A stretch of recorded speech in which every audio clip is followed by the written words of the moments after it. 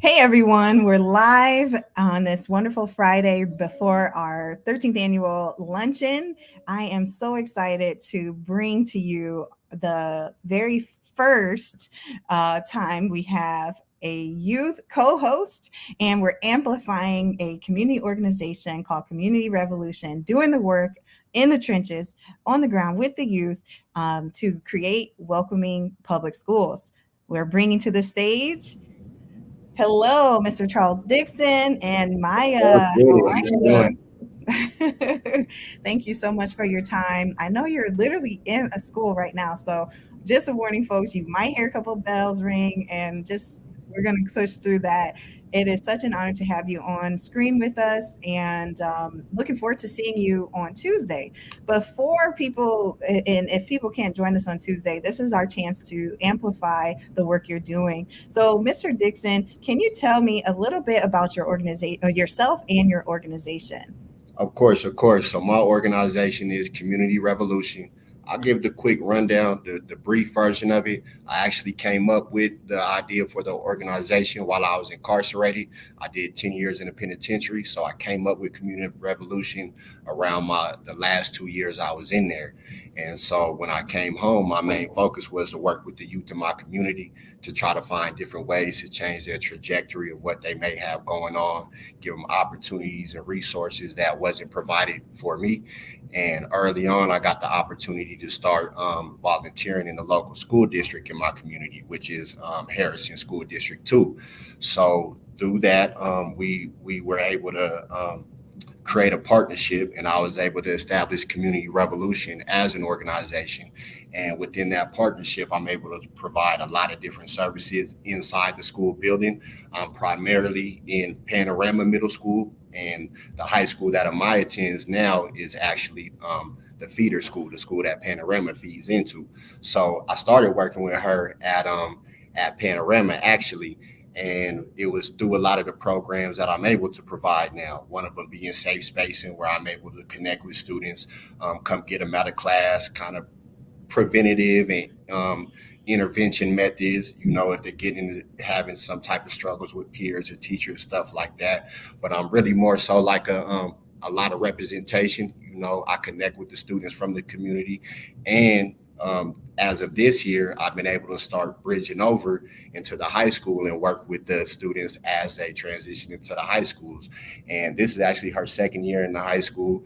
And as you all know, one of the main things that I try to do is give opportunities. That's why partnering with education has been amazing because of the opportunities that I'm able to provide for my students when it comes to that, and really being able to work with these students and catch them in middle school and see the growth that they have. You know, I'm extremely, extremely, extremely proud of her. You know, she definitely had her struggles in middle school, but she's turned a lot of it around. Oh, real quick, shout out! It's her birthday. I almost forgot to shout her out. She's 15 today, so I do got to say happy birthday to her because you know I'm so proud of her and she's grown so much. You know, even outside of just her age. Well, happy birthday, Maya. Oh my gosh. Man, it's such an honor to have you. It's actually, you know what, my 6 month old is now 6 months today. So great Oh day. yeah, yeah, great day, great day. But you know what? Enough about you, Mr. Dixon. Thank you for your work. We want to know more about Maya. For sure. Birthday girl. It's a Friday. We know that's Yeah. great. And Maya, tell me a little bit about yourself. And I know Mr. Dixon said a few things like he's been working with you since middle school. But what year are you now in high school, and where are you going? If you don't actually have to share where you're going, but what year are you in, and what would you say has been an impactful experience working with Community Revolution? I'm a sophomore at Sierra High School, and I would say like an impact would be I learned how to get my priorities straight, and also like um, um, You can make it do anything. oh yeah, I can make it through anything. Like yeah, I can make it through anything. Well, this is not our first time seeing you either. So, with it, when it comes to community revolution and great ed, what else have you been able to do as a collaboration? I did a parent share here at Sierra High School in eighth grade, and yeah, that's about it. I think you weren't you at our summit too last year? Yes. Well, see, I know I recognize you. Look, people are going to say, isn't that Maya from last year? And were you at our luncheon before? Isn't weren't you a panelist last year? Yes. So you are not shy to Great Ed Land, and it's such an honor to have you as our co-host. Oh my gosh, with the amazing Lee Steed, right? She is going to have such a great um, plus one, right? The co-host, you all are going to, I think, really shine and bring the experience to another level we haven't experienced before. So the luncheon, I am so excited to be there in person and witness you achieving another level too. So you went from attending a summit, being on a panel, now you're co-hosting this panel, or excuse me, the event, not just the student panel, it's the event. That's a huge accolade and a great accomplishment as a sophomore. It is a testament, I think, to the work you're doing with Mr. Dixon and as part of Community Revolution. So, do you have any experiences outside of what you've done with Great Ed, but any other experiences that you feel you can attribute to your work with Mr. Dixon? Or what's something you enjoy and appreciate about Community Revolution? I appreciate that like I get opportunities some students don't get, and it also like I want to say people like me, but the type of people who give don't get these opportunities. So I really do like appreciate that I get these opportunities. I just want to zoom in to see that a smile and just the authenticity that you have when it comes to talking about the work that you've been able to do and the investment that Community Revolution has been able to provide and commit to. Man, it's very inspiring. What is something you're looking forward to at the luncheon? That's a surprise question, folks. I didn't even tell her I was going to hit her with that. But hopefully, maybe it's the food. I mean, I'm looking forward to the food. I'm always hungry. But is there something that you're looking forward to, Maya? I'm looking forward to like telling my story and just meeting new people. Absolutely. There's going to be a lot of people there. Yeah, there's like almost 400, or it's probably more than 400 actually. So, you're going to be able to impact your story, and the work that Community Revolution has been able to do is really going to impact folks to have a critical eye around them. Like, what can I be doing and to create a welcoming public school? And I do have a question that, I haven't asked you all prior to prep, but it's part of the theme of this year's luncheon.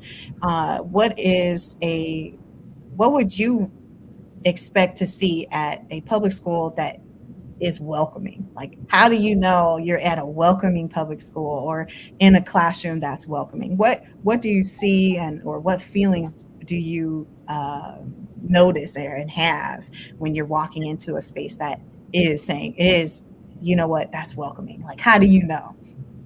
What would be part of that space? Oh, I would say like positive attitudes and just like kindness for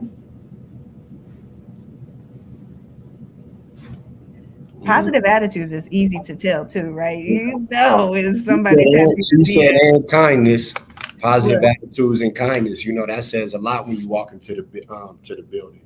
the look and the action, right? It's like can't be confused. When it's genuine, and kindness goes a long way. It's like, even if you can't provide someone with what they want, tell them in a way that doesn't push them, right? You got to be in class, right?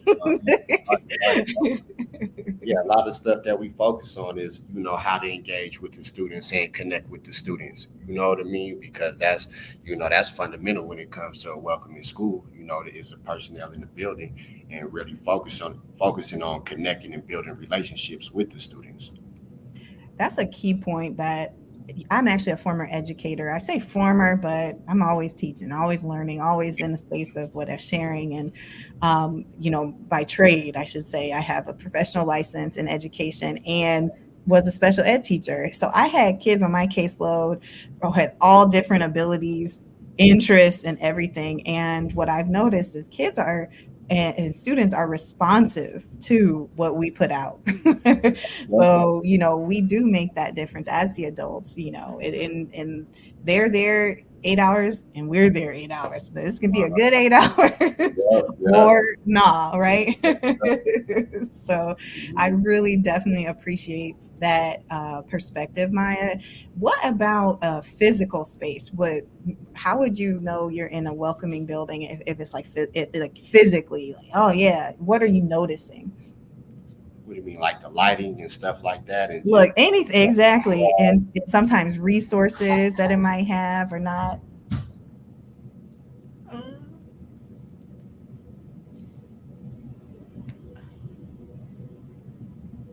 Again, I'm putting you on the spot, and it's sometimes hard because it's when it's gone that's when you notice it, right? Sometimes you don't even know, or when you've never had it, sometimes you don't even know you didn't have it. And so there's some students that schools that I worked at didn't even have libraries, or they have a library space and no librarian. Come on, y'all. Who gonna check out the books? So I also know that in the physical spaces, are there other organizations able to come in? There's some schools that are really tough to infiltrate. It's like, no, hey, I have this program that I think would be great. Do you have kids who might be interested? And yeah, plants. Look, I'm trying. Look, all the way down to the plants and lighting for sure. Like, is there a window? I worked in spaces there was no windows in some of the right. classrooms, and I know the district that we're in right now. I know they're real big on organizations that provide representation, because we know a lot of times walking into any type of space, school or not, seeing somebody that looks like you and somebody that relates to you, oftentimes make you feel a lot more comfortable and welcomed in that space. You know what I mean? So that's one thing that I could speak to towards what's going on in the schools in the district where I'm at, is trying to, allowing me in the spaces from the middle schools to the high schools. I partner with the whole district. I could kind of move around, and I don't want to speak for her, but I believe, you know, me be her knowing that she's going to see me or I'm gonna be in the building. Especially in her middle school years when it was a little bit rougher. Her and a lot of other students, that made them. It made that day a little bit more ease. The families as well. The families are always glad, and that I'm in the building. Because they know the perspective that I'm coming from. I'm not a disciplinarian, so I'm never the person that your student is contending with as far as when it comes to trouble. You know what I mean? I'm here strictly for support and to provide those opportunities. And I'm always here with open arms. So, I'm welcome. Yeah, So, absolutely. And you know what? Speaking up is important too. So you're right. seeing the stuff and hearing what the students are going through. Middle school is tough for everybody. I know I hit my 5 foot at sixth grade and just I have not grown since then. So it's just You you can't know, tell middle through the school camera. So, yeah. stuff. Exactly. You can't tell. That's why I'm sitting. But I stayed on the screen, right? But middle school is hard. And if we don't have organizations like yours and individuals even willing to be in that space and I think you're connecting what is important. You mentioned parents. Parents are able to trust you because they're going to see you in the community Yep. outside of the walls of the building. The kids are as well. And then the educators and administrators, they also can rely on, hey, we are in our lane, and this organization can be in this lane. So when it comes down to it, you get some leverage on both ends. I can see that. It's always beneficial not to be the one handing down that detention. So I know that it's helpful, but yeah. We want to speak on another opportunity that she's involved in. I guess we both spaced it. We actually, I have another partner that's partnered with the district, and she does what's called a t-shirt barn, where she provides services at school events and games, and she has all of her like the logos and stuff for the schools, and she'll print them on the spot. You can order them, pick your design and everything like that, and she'll print them on the spot. And she's one of the students that assists with that. She's able to put that on her resume. She's learning, she'll learn. Wow. Real skills, screen printing. Real skills. And she gets stipend too. So, that's always a plus. I know y'all. Get that bag. I believe in that too. So I respect that, because of course, we're going to try to make sure they get paid for their work and their contributions as well. Because that's what we hope for, Yeah. So absolutely, definitely. I just wanted to make sure that I plug her on that, because she has an event tonight that she has to attend. So it's her birthday. She had this interview. We're going to do a little bit more prepping for the hosting, and she has to go ahead and handle that event tonight, all while still getting back to class in here in a little bit. So look, we are T-minus 2 minutes. I got you, and I appreciate your time. Thank you so much. It is going to be amazing seeing you in person with more plants and smiles and people. Looking forward to hearing you and your story. Thank you both for, again, jumping on this Friday, the birthday girl. Hey, do you have a Cash App? No, I'm just kidding. Don't play with her. Drop in the comments. Tell them hold it till Tuesday. Bring it in cash. So. Yeah. Well, thank you again, both of you. It's been a pleasure. And like I said, it's really awesome to have you as our co-host, and as great on behalf of Great Education Colorado.